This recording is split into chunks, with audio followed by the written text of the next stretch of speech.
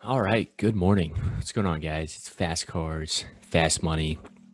It's just myself for this weekend. Actually, I'm going to be covering the Xfinity series and the Cup series. I'm going to be out of town, so I'm recording this Thursday morning. Usually, we record Thursday night, but due to kind of the traveling schedule that I have here, just going to be myself on this weekend for the breakdown videos. But once we get to next weekend, we should be back to normal.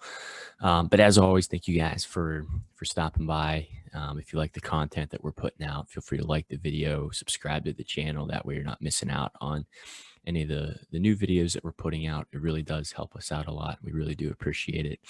Um, any questions you guys have, feel free to drop them in the comments below, or you can hop over on Twitter. It's at FastCarsFM. You can pull up the spreadsheet for yourself and kind of see where our thoughts are. Maybe if you're building your lineup, Saturday or Sunday for the Cup Series, and you kind of want just a quick refresher of kind of what we said, you can go ahead and hop over on Twitter and get it yourself. And you can ask us questions over there. So we'll be more than happy to help you out and hopefully help you win some money. But for this video, specifically, we're looking at the Xfinity series at Phoenix. So a couple of things that I'm looking at in particular here. Usually the Xfinity series is much more aggressive, and the drivers aren't as forgiving as they are in the Cup series. So you're going to see probably some more cautions in the Xfinity series than you will in the Cup series. So just be cautious when you're building your lineups if you are playing a lot of the guys up front. One of them could easily get hit in the back or drive it in too deep, or hit the wall or something. And completely, change the slate. So just be aware of that. In the past, or I guess last year was the first year they did it, but Phoenix was the championship race. So if you're looking at lap data and finishing positions, just I would put a little asterisk next to it, just because usually for the championship race, the guys that are the four drivers that are in the championship, their teams put a whole lot of time, money, effort into those cars. So usually they're a little bit better than their normal cars, and they're bringing on a weekly basis. And two, the guys that aren't in the championship usually just pull over and let those guys go by. But I mean, the championship's still going to be at Phoenix, but for this race, this weekend, it obviously isn't the championship. So I don't think they're going to be as forgiving as they were, back in the fall.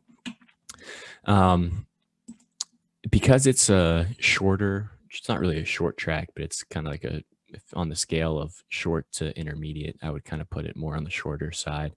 So there's more laps here.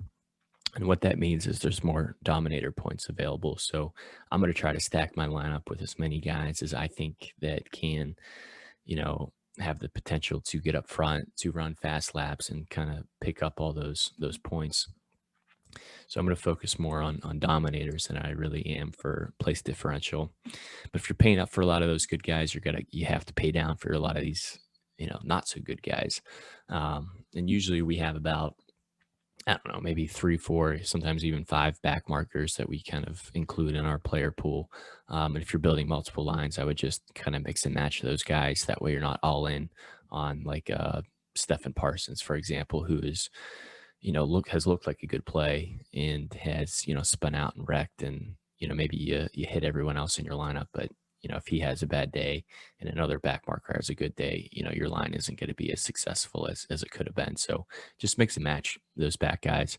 And this kind of goes with what I said with the dominators. Don't be afraid to play some of these guys up front. There's a reason that they're starting up front with the formula that they have, because they've been running well.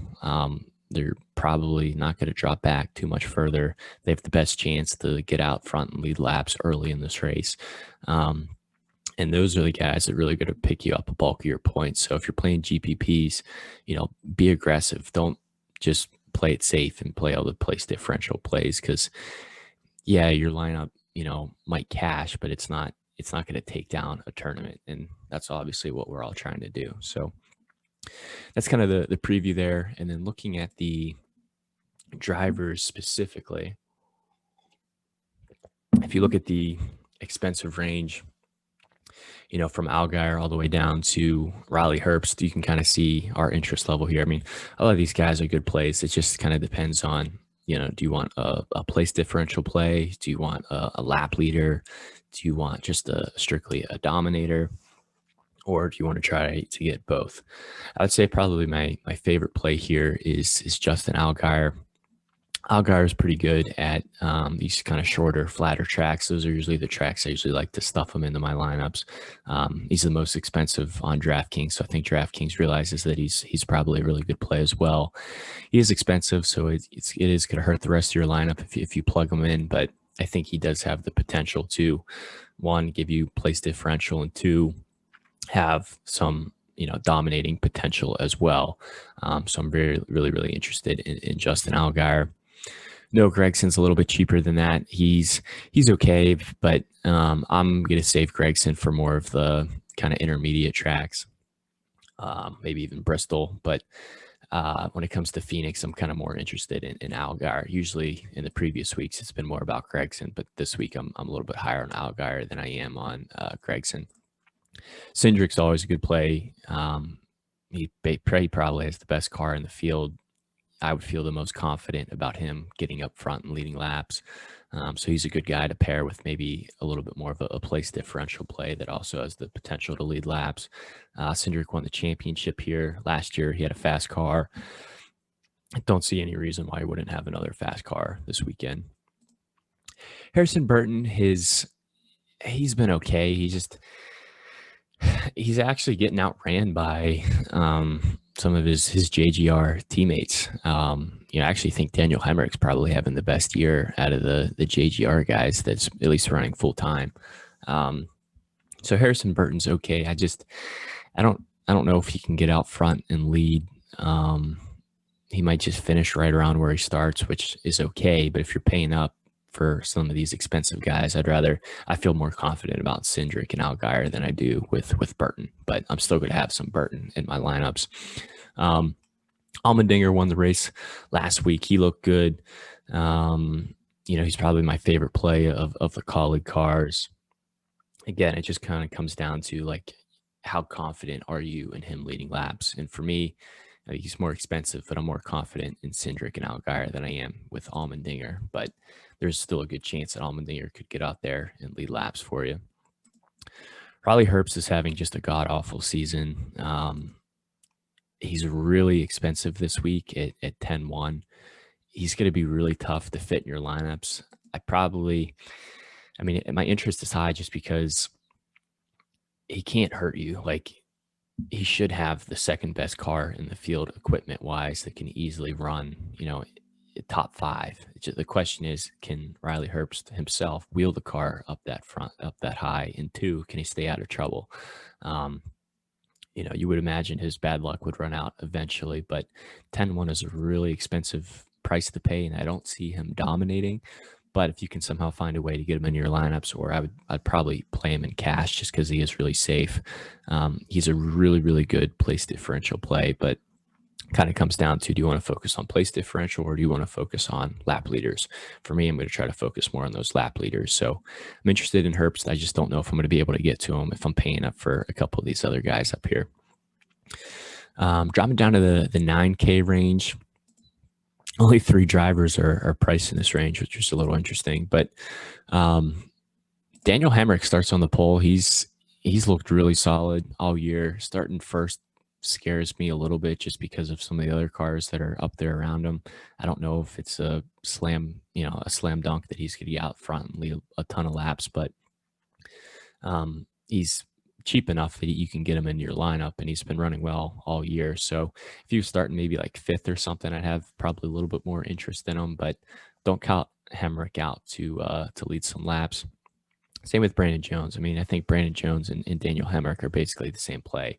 They're both going to be starting on the front row. It's just, if you think one of these guys gets the early jump and can outrun Cindric in the beginning of the race, like go ahead and plug those guys in, and they should be running in the top 10 for most of the race. So it's not going to kill your lineup, but if you're starting first or second, we really want you to be leading some laps. So I have some interest in those guys, but I'm not going to have them in probably a ton of lineups. Justin Haley, I just don't see myself getting to. I'd rather play Hamrick and Jones. Haley's okay. He just starts too high up for me. Ty Gibbs, very interested in Ty Gibbs. He's back in the car. Basically, because he won that Daytona road course, he earned himself a lot more seats for this season. We've seen Ty Dillon really struggle in this 54 car. So if Ty Gibbs kind of comes in here and has a good race, it's not going to be looking good for Ty Dillon, unfortunately. But from a DFS standpoint, I think Ty Gibbs is a great play. He's in really good equipment. He offers some solid place differential, and he's priced in a way that you can easily fit him into your lineups. Like, I'd much rather would play Ty Gibbs than pay all the way up for Raleigh Herbs. I don't see Raleigh Herbs leading laps. I don't know if I see Ty Gibbs leading laps either, but I would feel more confident about Ty Gibbs leading laps than I do with Raleigh Herbst, and he's cheaper, and his equipment is pretty similar to Raleigh Herbst. So love Ty Gibbs. Same thing with Ryan Seeg. Ryan Seeg is a guy that always runs well. He was in the playoffs last year, small team, but they're bringing fast cars. Pure place differential play that starts deep in the field, can easily finish in the top 10. Love Ryan Seeg. Brett Moffitt's okay. I just don't think he has the same equipment that like Ryan Seeg or even Myatt Snyder has. So I really like the 8K range, but I would say Moffitt's probably my least favorite of the 8K guys. He just doesn't have the equipment to run up front like a Ty Gibbs or Ryan Seeg or even a Myatt Snyder does.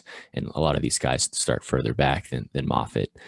Snyder's looked pretty good this year. He's in the RCR car, which is a much better equipment than he was in last year.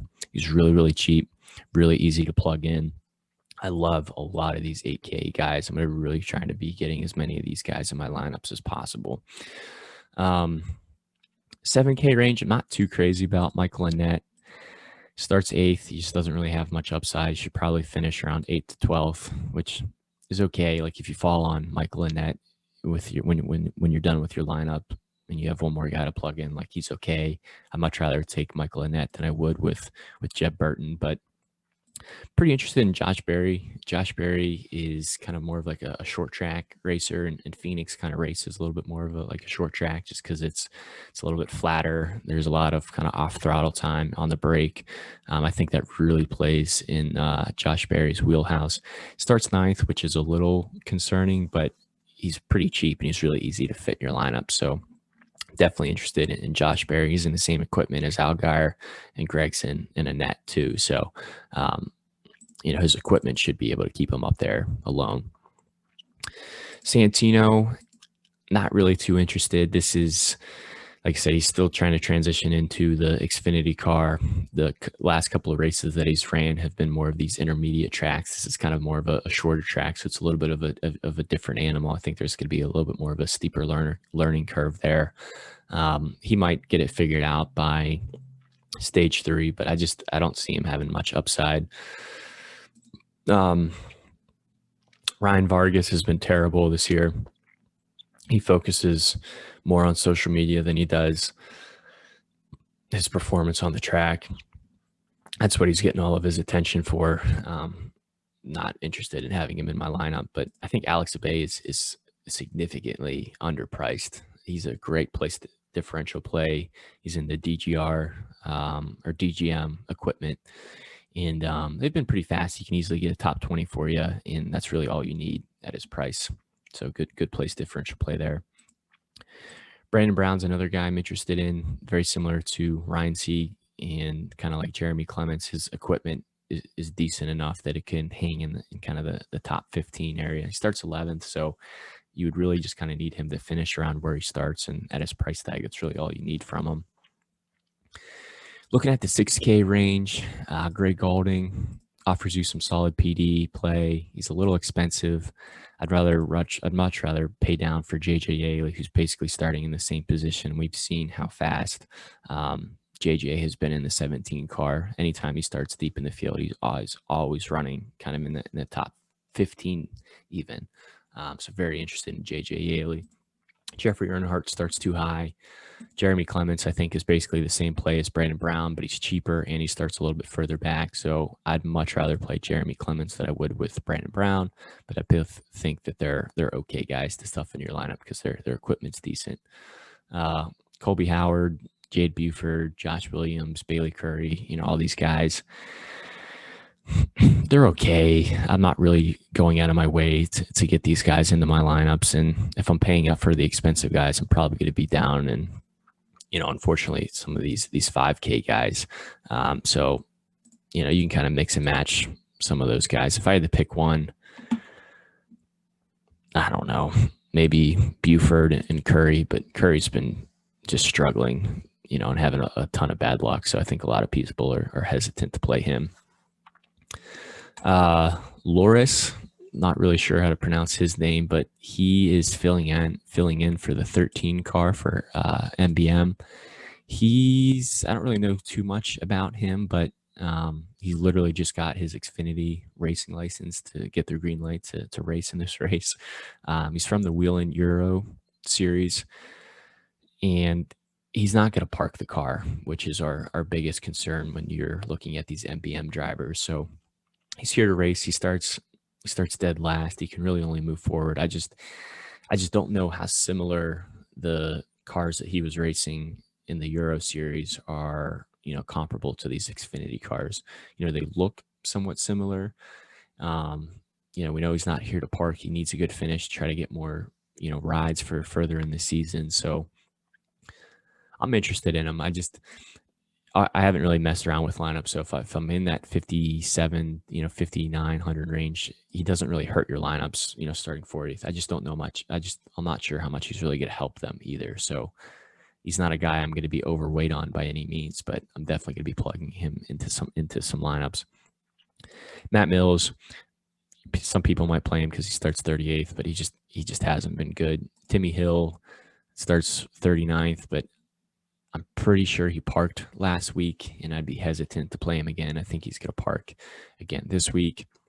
Stephen Parsons' price keeps dropping down because he keeps spinning out and having issues, but his car continuously shows that it has good speed for at least the back marker cars. So maybe because he keeps burning people, his ownership just keeps dropping, and you can finally get him in your lineup and have a race where he doesn't hurt you. But again, don't go all in on any one back marker, mix and match these guys. Guy that I am really interested in, though, is David Starr. As you can see, he's in the 61 car, which is the Hattori car. He's basically is swapping seats with Loris over there in the 13. So I think if he's sponsored, which he should be, usually the 61 car doesn't park. Usually the 13 and 66 are the other ones you have to worry about, but starts pretty deep in the field. He has been sponsored, for his previous races. He offers you a solid amount of PD. He's really cheap. He's really easy to fit in. So I'm very interested in David Starr. And then after that, Landon Castle, Tommy Joe, Jesse Little, Joe Graff, Blaine Perkins, Kyle Weatherman, Dexter Bean. Not really interested in these guys. They just start a little bit too high up. Then I think it's going to, for it to work out with your lineup there. But if I had to pick one of them, I don't know. I mean, Blaine Perkins is interesting. He's going to be in the 23 car. Reddick isn't in there. So we've seen, that car have some decent speed. Starting 28th, maybe he can finish a little bit higher than that. But again, I probably wouldn't go any lower than David Starr, but I haven't really built lineups too much yet. So I'll have to kind of see what happens there. But yeah, that's the Xfinity series. And thank you guys for stopping by. Like I said, subscribe, like the video, ask us questions in the comments, hop over on Twitter, get access to the spreadsheet yourselves. And once you're done building your Xfinity lineup, you can hop over and watch our Cup Series video, and we'll help you on that front as well. All right. Thanks, guys.